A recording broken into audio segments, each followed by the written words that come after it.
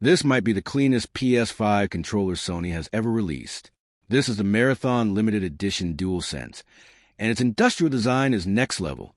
Created in collaboration with Bungie, it features a striking white and MDS orange colorway. Look at the translucent plastic on the grips and the custom decals. It feels less like a toy and more like a piece of high-end hardware. Unlike the standard DualSense, every detail here is curated. You've got the Marathon logo subtly integrated into the touchpad, and that distinct industrial M branding. It's a love letter to Bungie's upcoming extraction shooter. But even if you're not a fan of the game, this aesthetic is hard to beat. Inside, it's the same great tech, haptic feedback and adaptive triggers that make every shot feel real.